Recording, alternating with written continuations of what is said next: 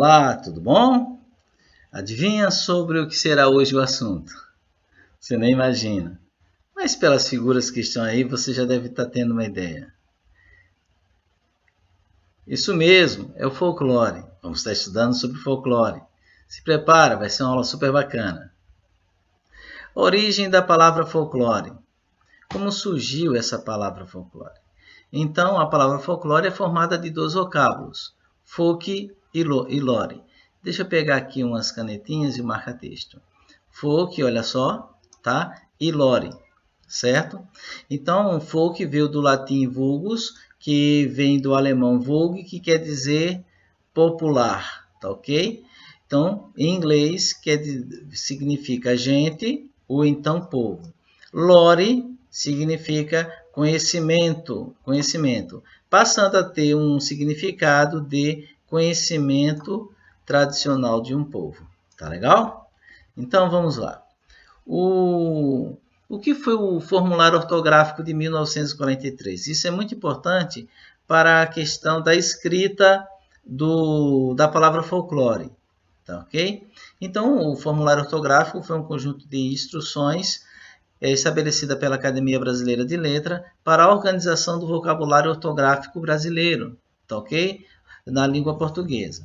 Assim, a palavra folclore, observa que era escrito com K, olha só aqui embaixo, e com um hífen. O K foi substituído pelo C e o hífen ele foi abolido. Daí então a palavra folclore, desde 1943, passou a ser escrito dessa maneira aqui. Ok? Vamos lá à frente. Onde surgiu essa palavra folclore? Como surgiu? O responsável por isso foi um cidadão chamado William John Thomas. Ele se apresentava como Ambrose Merton, tá? Ambrose Merton, mas era o pseudônimo de William John Thomas. Então, William John Thomas, ele escreveu uma carta endereçada, esse arqueólogo inglês, à revista londrina The Athenaeum, que a publicou em agosto de 1846. Em comemoração, instituiu-se mundialmente o Dia do Folclore, dia 22 de agosto, tá ok? Então, dia 22 de agosto é o dia onde nós iremos estar comemorando o nosso folclore. Muito bem. Mas quem foi William John Thomas? Ele nasceu em 1803, tá? E morreu em 1885. Foi um escritor, antiquário e folclorista britânico, a quem se atribuiu a criação desse neologismo, ou seja, dessa nova expressão do folclore, para designar o que até então se chamava originalmente de antiguidades populares. Então, antigamente se chamava, olha só, de antiguidades, tá ok? Populares. Muito bem. Mas realmente o que é o folclore? É comumente entendido como um conjunto de práticas e saberes de determinado povo, que é transmitido de geração em geração. Falar um pouco sobre as instituições do folclore. Elas tiveram um papel muito importante. As primeiras instituições de folclore teve a Londrina e depois a Americana. A Londrina aconteceu em 1878 e a Americana 10 anos depois.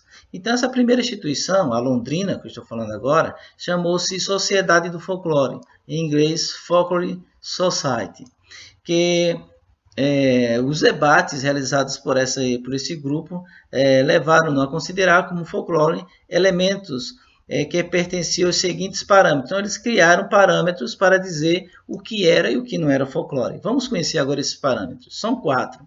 Narrativas tradicionais, tá ok? Costumes tradicionais, crenças e superstições, linguagem popular.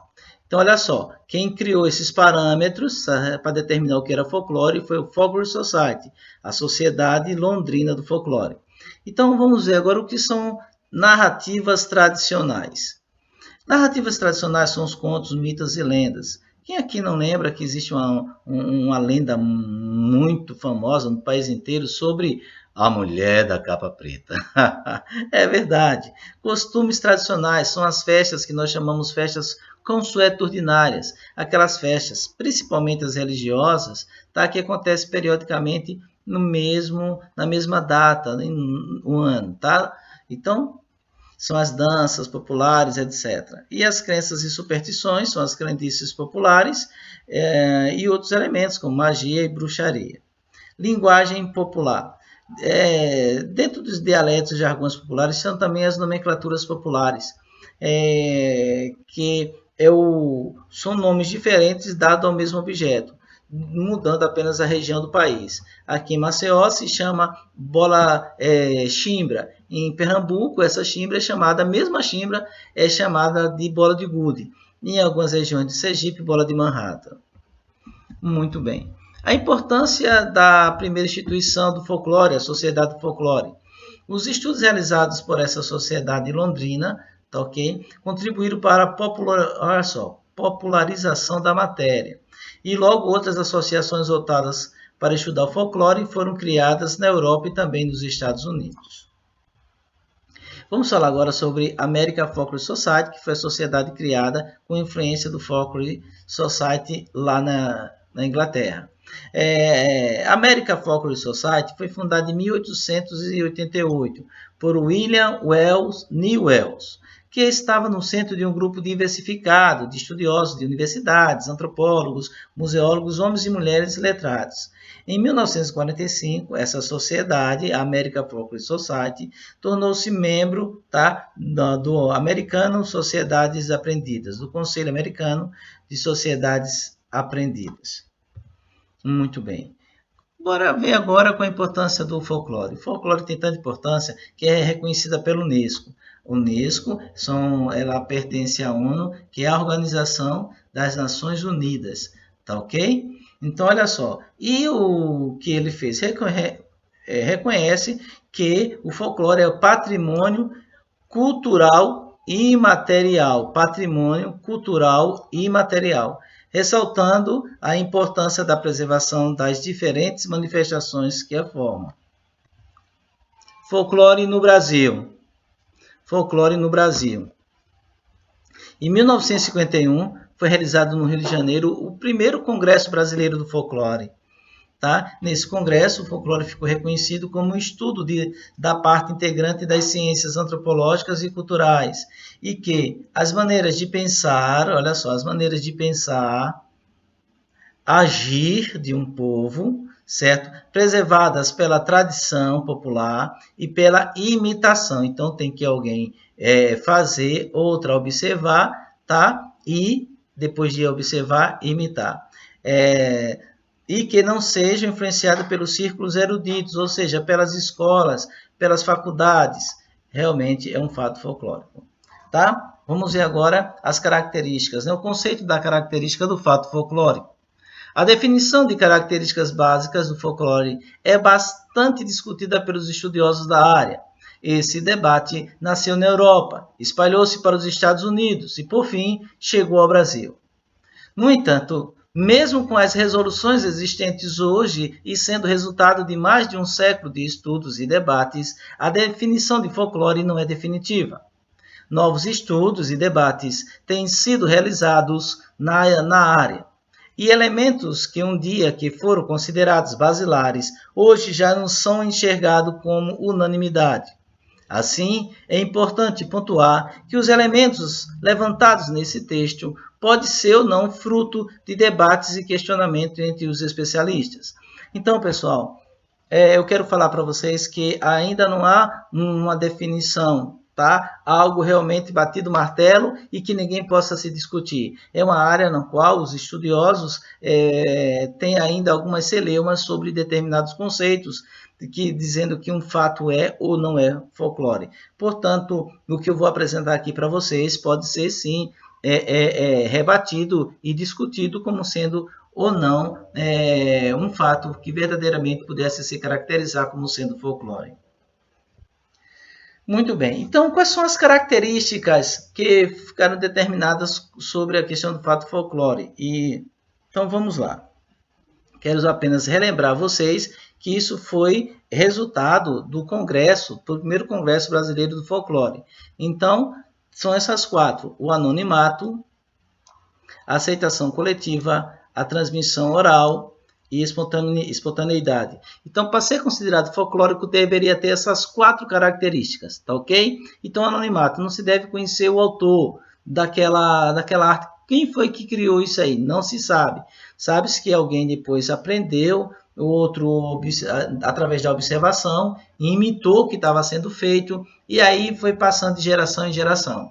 Aceitação coletiva, você vê na época do São João, quantas pessoas não decoram ainda suas ruas, ou então se veste a caráter, sem ter nenhuma obrigação de fazer isso, mas simplesmente porque aceita o envolvimento nessa participação cultural.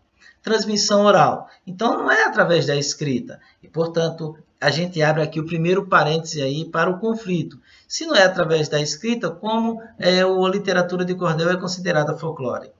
Eu estou mostrando agora para vocês um dos princípios de conflitos entre característica do fato ser ou não folclore. Espontaneidade. Então, existe realmente uma coesão cultural, certo, do povo na participação, tá, espontânea, sem nenhuma obrigação. Ele é um desejo, é algo que surge espontaneamente de participar desse fato folclórico. No Brasil, em 1965, foi oficializado, através do regime militar, o Dia do Folclore, dia 22 de agosto. Tá? Isso ocorreu em virtude de grandes estudos que já eram realizados sobre a cultura popular, desde o século XIX. O folclore brasileiro. O Brasil, assim como toda nação, possui elementos básicos que deram formulação ao seu folclore. Assim, na cultura brasileira, existe crendices, saberes, mitos, lendas, festas, danças, etc., que fazem parte do que é definido como folclore brasileiro. As raízes do nosso folclore estão fincadas na cultura europeia, sobretudo a portuguesa, na cultura africana e na cultura indígena. Do folclore brasileiro, são muitos conhecidas as lendas de personagens como Saci Pererê, a Yara, o Boto Cor-de-Rosa, o Curupira, a Mula Sem Cabeça, entre outros. Principais lendas do folclore brasileiro. As lendas misturam-se com acontecimentos reais e históricos, com personagens e elementos da fantasia e procuram sempre explicar fatos misteriosos e sobrenaturais. O imaginário folclórico do Brasil é recheado com diferentes personagens fantásticas. Aliás, cada região do país assume uma história típica de determinada personagem do folclore. Confira algumas das mais populares. A lenda do Curupira. Protetores das florestas, plantas e animais silvestres. Essa está entre as lendas mais populares do país. De acordo com o mito, o Curupira, demônio da floresta, é uma entidade sobrenatural que habita as florestas, assumindo a responsabilidade de proteger a fauna e a flora do ataque dos caçadores. Para os indígenas da região norte do país, o Curupira é conhecida como caipora ou então caiçara. Essa criatura é caracterizada por ter o corpo coberto de pelos vermelhos, dentes verdes e os pés virados para trás. Aliás, essa última peculiaridade é usada para enganar as pessoas que tentam segui-los. Elas acabam por se confundir ao olhar para as pegadas que indicam o caminho contrário daquele que realmente o Curupira está seguindo. A lenda ainda conta que o Curupira tem a aparência de um menino que está sempre montado em um porco do mato. Por ser uma personagem que habita as florestas, é comum que sua popularidade seja mais forte na região amazônica. Olha a imagem do Curupira. Muito bem. Agora, vocês vão assistir um vídeo que mostra a reportagem de uma matéria sobre o folclore alagoano que foi passado, no estado da Bahia. Imagina, puxa, se algo é tão importante para ser passado em outro estado, é porque a gente tem que realmente reconhecer que nós temos um patrimônio cultural e material bastante rico. O nascimento de Cristo comemorado na Festa do Guerreiro. Essa é uma manifestação popular lá do estado de Alagoas. Mas infelizmente nem tudo é alegria, porque essa tradição corre o risco de acabar. Confira em mais uma reportagem da série do Bahia Meio-Dia sobre o folclore.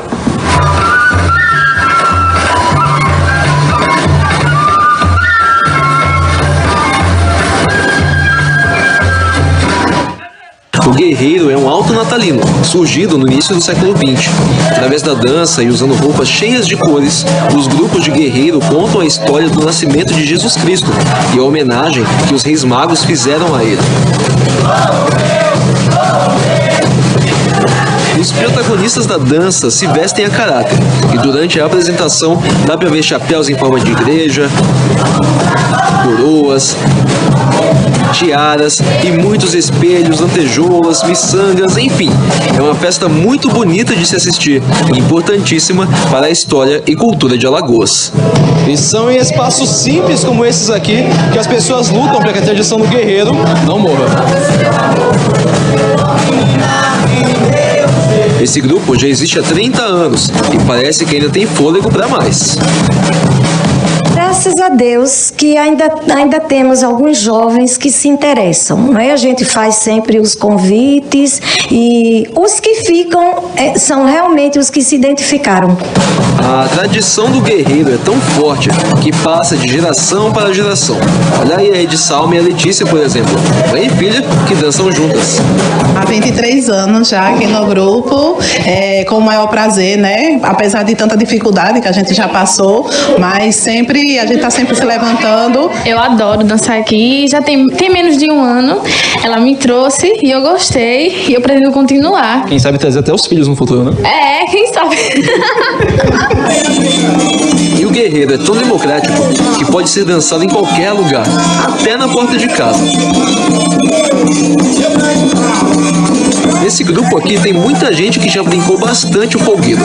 A disposição de todo mundo esconde um medo, que por falta de incentivo, o guerreiro perca a força e acabe morrendo.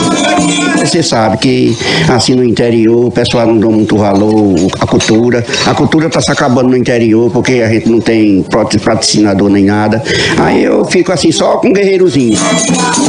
Pode até ser que um dia a tradição do guerreiro acabe mesmo, mas não sem que esses guerreiros e guerreiras da cultura alagoana lutem bravamente para que ela viva. Depois eu vou brincando. Vou brincar.